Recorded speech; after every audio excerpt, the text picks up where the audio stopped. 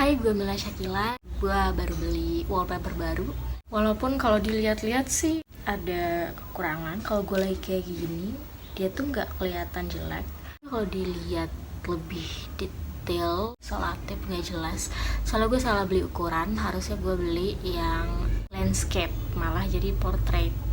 Ya udahlah ya. So, hari ini gue bakal nge-review sedikit tentang series Netflix yang berjudul The Queen's Gambit yang rilis pada 23 Oktober 2020 lalu. Waktu pas pertama rilis itu beberapa hari kemudian gue langsung nonton karena rame banget. Setiap gue buka laman YouTube, Queen's Gambit. Dan waktu itu gue gak terlalu tertarik karena pertama ini soal catur, yang mana gue gak mudeng. Yang kedua ini series, udah soal catur, lo kudu nonton 7 episode pula. Tapi setelah gue nonton, chef kiss parah. Kalian yang belum nonton tapi sering banget ngeliat series ini di segala macam platform, mungkin bertanya-tanya apa sih yang menjadikan The Queen's Gambit ini sungguh spesial di mata halayak publik. Dan berikut ini beberapa ulasan gue tentang kenapa sih Queen's Gambit ini sangat populer. The Queen's Gambit ini diadaptasi dari bukunya Walter Tevis pada tahun 1983 dengan judul yang serupa, The Queen's Gambit, yang mana diadaptasi oleh Netflix dengan total 7 mini series, 7 limited series. Nggak bakal ada season 2-nya mungkin katanya karena ini limited series, tapi justru pas banget rasanya, nggak begitu nanggung, juga nggak bakal kepanjangan. Singkatnya, The Queen's Gambit itu tentang persatuan antara adiksi serta ambisi lewat permainan catur. Diperanin oleh Beth Harmon namanya. Beth Harmon itu pemeran utama kita di sini, dan dia diperanin oleh Beth Harmon kecil yaitu Ila Johnston, dan Beth Harmon remaja yaitu Anya Taylor-Joy. Dia adalah kunci dari series ini. Serius, cara dia ngebawa semuanya tuh, ya namanya juga pemeran utama, maksudnya dia tuh nyawa dari series ini. Hampir 95% dia yang menghidupkan series ini. Riset mengatakan kalau The Queen's Gambit ini emang bukan karakter nyata, tapi agak resemble atas Bobby Fischer. Bobby Fischer itu juga merupakan pecatur asal US. The Queen's Gambit itu juga pakai latar tahun 60-an, yang pada waktu itu si Bobby Fischer itu juga merupakan atlet termuda, yaitu sekitar 14 tahun berapa bulan gitu ya. Dia seorang US Master. Pertandingan internasional Grandmaster itu dia yang paling muda. Did it make people happy? Made me happy. Yang bikin samanya lagi, si Beth Harmon itu battling with drugs dan Bobby Fischer battling with mental illness. Hal ini mempengaruhi karir mereka. Queen's Gambit jadi serial Netflix tersukses 2020. Salah satu dari serial Netflix tersukses yang masuk ke deretan top 10 dari 92 negara. Wow. Dengan rating 8,7 di Rotten Tomatoes plus IMDb, dan sekitar 62 juta orang udah nonton The Queen's Gambit pada rilisan bulan pertama. Dan di 3 minggu pertama pun penjualan catur di Amerika Serikat tuh jadi meningkat 87%. Orang-orang jadi pengen jadi the next Beth Harmon. Kenapa The Queen's Gambit itu jadi populer banget? Dalam dunia catur tuh yang paling banyak kita lihat adalah laki-laki, dan Beth Harmon tuh jadi salah satu representasi perempuan dalam permainan catur skala global. Yang paling gue suka di sini tuh Beth Harmon itu nggak cuman mewakili dirinya sebagai I'm a woman, I can also do chess. We don't have a women's section. I'll put you in beginners. I'm not a beginner. Tapi kayak ketika dia diwawancara juga, kenapa sih orang-orang lebih concern gue perempuan, gue menangin catur, kenapa nggak lebih fokus sama skill gue aja gitu? Kenapa mereka harus peduli sama gue just because I'm being a woman? It's mostly about my being a girl. Well, you are one. Shouldn't be that important. Wow, dia peduli, dia diliput ya karena emang skillnya patut untuk diliput. Dia jarang di underestimate karena dia muda. How old are you? Never mind. Don't answer that. It'll just depress me. I'm 36. lebih ke karena dia perempuan yang glamor lah, karena dia perempuan yang addicted to drugs. Why man can? Why? Gimana dia bertahan di tengah-tengah pesaingnya, salah satunya dari Rusia, Borgov, dan dia sangat respect pada Borgov sampai dia belajar bahasa Rusia sendiri, to the point where she keeps losing from him.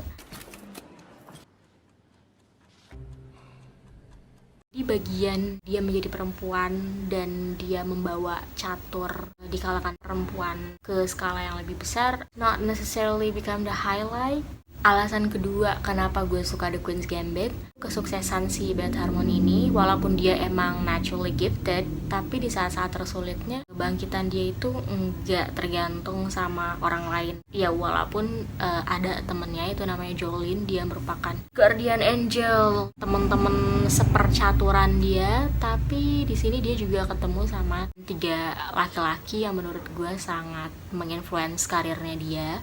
Yang pertama itu cinta pada pandangan pertamanya pas dia masih turnamen kecil-kecilan. Untuk dapetin poin ranking yang kayak gitu lu harus lewatin tahap ini. Nah dia ketemu si cowok itu di tahap yang paling bawah. Yang kedua itu sama lawannya dia juga di turnamen yang sama yang tadi, yang demen sama dia. Beth mempunyai perasaan yang berbeda sama dia, semacam one-sided relationship. Yang ketiga itu sangat menarik, sebenarnya cocok tapi seolah dikesampingin dulu demi karirnya mereka berdua. Hubungan Beth Harmon dengan ketiga pria ini, mereka semua seolah jadi platonic relationship. Jadi nggak kapan nih kita akan meresmikan hubungan ini. Murni cerita ini tuh tentang dia pengen menangin turnamen, walaupun ada bumbu-bumbu percikan romansa, tapi tetap aja gitu loh. Fokusnya si Beth itu bukan cuman sih, dia juga menunjukkan ketertarikan, tapi suksesnya dia tuh nggak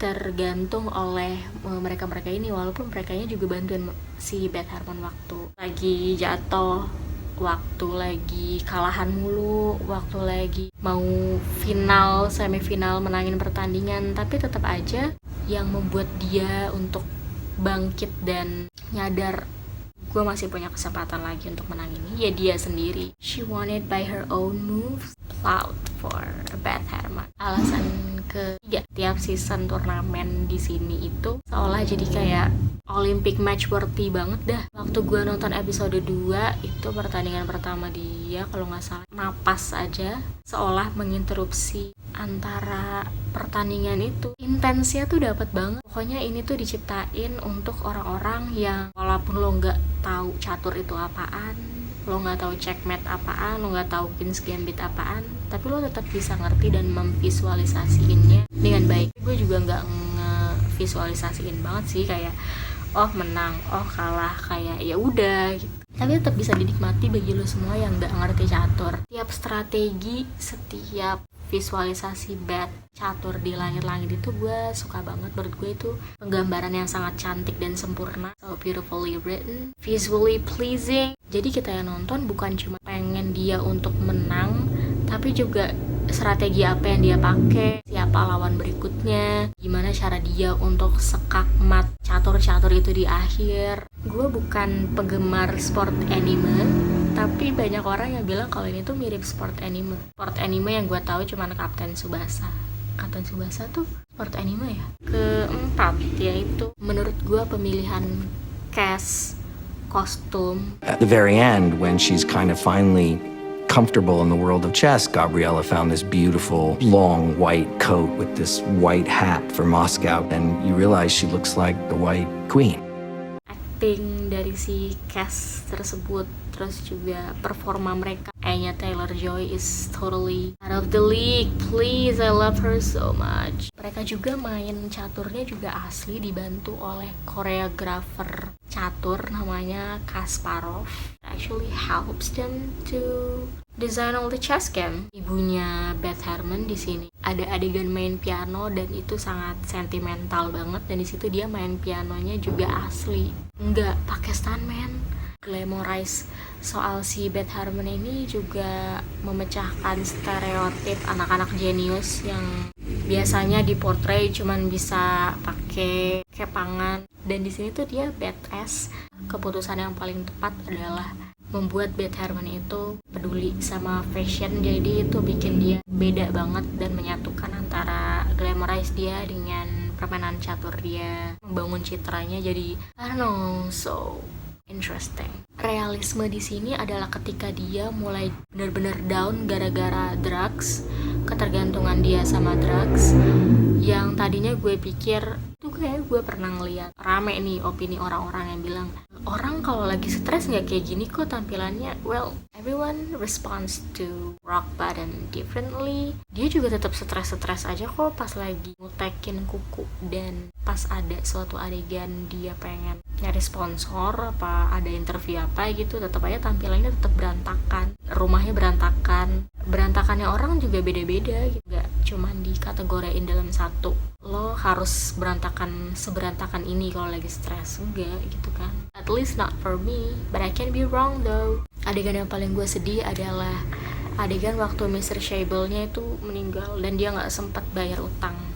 Tapi di situ yang jadi realistisnya ya kadang lo nggak bisa dapetin semuanya, kadang lo nggak bisa ketemu sama semuanya dan membahagiakan semuanya. Tapi di saat si Mr. Shable-nya itu punya koleksi turnamen-turnamennya si Beth Harmon waktu sampai dia di Paris, waktu dia kalah di Paris, walaupun orang-orang nggak selalu mendukung lo secara fisik, they care about you mentally. Sinematografinya tuh juga sangat unik dan seru banget. Paling gue suka itu adegan waktu Beth Harmon-nya lawan Benny Watts di pertandingan apa ya, yang antara apa sih ini, menjalankan turnamen yang sama di babak yang sama dan akhirnya mereka ketemu. Dan akhirnya yang gue suka juga pas mereka lagi quick chess dan final episode terakhir. Waduh anjir, episode terakhir lawan si Borgov itu, oh my god, itu keren banget. Lirikan kedua antara Beth Harmon pas lagi menang itu kayak cep, that's it, that's the one. Gue kayak mau sungkem sama direktornya pada saat itu juga. Makasih pak, makasih banget udah menyentuh sanubari saya. Beth Harmon di sini mengingatkan gue akan Kitty Chicha, Girl from Nowhere. Cerita yang menarik adalah Kitty Chichanya sendiri, Nanonya sendiri, tapi di sini Beth, Benny Watts, Little Beth, emaknya Beth, pokoknya Borgov, dan semuanya itu kayak bekerja sama untuk membuat sebuah show yang menarik. And this is the masterpiece. Terlepas dari masalah film, gue sangat tertarik sama poin-poin olahraga yang ada di sini, dari mulai strategi, sportsmanship, self-empowering, naturally gifted, anak ajaib. Karena gue penyuka olahraga badminton dan aku tuh suka bertanya-tanya, gimana ya kalau mereka udah pensiun? Gimana ya kalau ternyata mereka didegradasi? Gimana ya pas mereka udah dapetin semua emas dari turnamen mayor, habis itu tujuan mereka ngapain lagi ketika masih ada waktu untuk compete, milih compete atau mau retire? Pertama adalah when Beth Harmon can turn addiction to ambition. Gue kira dia itu bakal fully dependent on drugs di setiap turnamen, dan gue pikir ini menang karena ada obat yang dia konsumsi atau emang dia naturally gifted aja. Ternyata obatnya itu emang membantu dia mengingat, membantu dia lebih fokus, membantu dia lebih tenang. Tapi ya emang dia dari sananya naturally gifted. Dia mempunyai intuisi yang sangat amat langka, dan apparently itu bukan drugs yang bikin dia menang, tapi dia mengalahkan adiksi itu dengan nyata di final Rusia. Dia nyadar kalau catur itu gak harus selalu kompetitif, it can be beautiful. Again. Di situ gue sangat terenyuh karena kalau dilihat-lihat bagi orang-orang, bagi atlet-atlet yang emang komit sama pekerjaannya, yang udah nganggep hobinya itu sebagai pekerjaan, mereka nggak mikir gue harus menangin kompetisi ini, tapi ya it's sport and it's beautiful, something that worth fighting for. Poin kedua adalah how do they cope with losing and accept the fact that maybe it's not for them. Ada adegan dimana Beltix ngasih point of view dia tentang karirnya dia di catur, dan dia ngasih tahu ke Beth Harmon, gue udah nggak suka lagi sama catur. Hah, kenapa? Dengan satu kalimat dia ngomong, ya nggak apa-apa, gue cuman nggak begitu mengagumi catur seperti dulu. catur tuh sekarang soal menang, dan gue udah nggak menemukan kenapa gue harus banget menang dalam pertandingan ini. I just don't get it why people want to win so bad, not the way that I used to. Dia ngasih tahu itu ke Beth yang lagi struggling sama adiksinya dia, combine into one in such a beautiful way, in such a beautiful message. Point of view Beltix di situ dia berhenti ketika itu nggak ngasih dia kebahagiaan lagi. Ketika lu obses sama sesuatu, lu udah nggak tahu tujuan awal lu ngelakuin itu, akan terasa lebih sulit. Baca artikel atlet-atlet yang pindah cabur dari sini ke sini, dan akhirnya mereka milih untuk retire atau mereka milih jadi pelatih atau apapun itu. Dalam olahraga yang sedihnya adalah sometimes you just have to stop. Bukan kayak hobi-hobi menulis, hobi-hobi painting yang lo bisa immortal aja gitu. Olahraga yang membutuhkan kekuatan pikiran dan fisik, sometimes you just have to stop when it doesn't give you joy. Bikin gue bertanya-tanya adalah kapan pemain memutuskan mereka harus retire?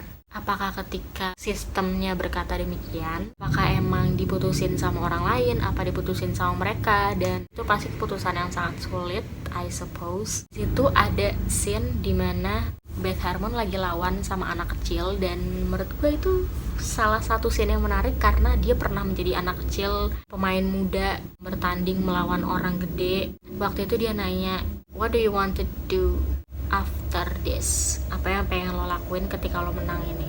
Gue pengen jadi juara Grandmaster lah, kata si anak kecilnya. Kata Beth Harmon, kapan? 2 years? 2 years kapan? Waktu gue 16 tahun. Sekarang umur lo berapa? 14 tahun. Terus abis lo dapetin US Grandmaster, lo ngapain? Gue gak ngerti deh. Nanti lo juga ngerti. Dan itu pertanyaan gede gue ketika lo udah dapetin banyak kemenangan. Misalnya kalau gue nonton badminton, level-level yang gue ngerti dari IC, IS, International Challenge, International Series. Kalau udah dapetin itu, dapetin yang Super 300, dapetin Super 500, dapetin Super 1000, sampai juara dunia, sampai juara olimpiade. Kalau udah nuntasin semuanya, what are you gonna do? Apa lo bakal jalan lagi sampai tahun berikutnya? Apa lo bakal retire dan menutup itu dengan kemenangan? Kapan lo memutuskan untuk berhenti? Itu gue nonton di film Susi Susanti waktu lawannya Susi Susanti itu menang olimpiade. Susi Susantinya nanya, kenapa pensiun? Kata lawannya dari Korea, ya kadang lo harus tahu kapan lo harus berhenti. Itu hal berikutnya adalah cara atlet-atlet ini manage diri mereka dan ngehandle atmosfer gila pas lagi turnamen, especially turnamen mayor, dan terutama lagi final. Sejauh yang gue tahu, final-final badminton yang udah pernah gue nonton adalah beberapa turnamen yang emang finalnya anti klimaks. Round pertama menarik banget, round ketiga menarik banget, semifinal menarik, dan pas final kita kayak ngelihat pemain yang berbeda, anti klimaks aja gitu. Dan gimana caranya si atlet ini mengatasi semua ketegangan, mengatasi semua ekspektasi, apalagi kalau lagi ada di poin-poin kritis, apalagi ada di saat suasana tegang. Kalau dalam catur di sini dilihatinnya itu final Rusia lawan Borgov, dan Borgovnya itu agak-agak terpojok sedikit gitu, dan dia oke, kita tunda sampai besok. Di catur enaknya lo bisa nunda kapan lo mau lanjut.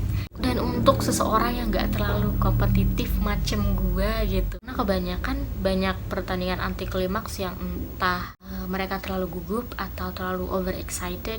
Di sini itu yang gue lihat, kalau dia gak prepare sedemikian rupa, dia kalah.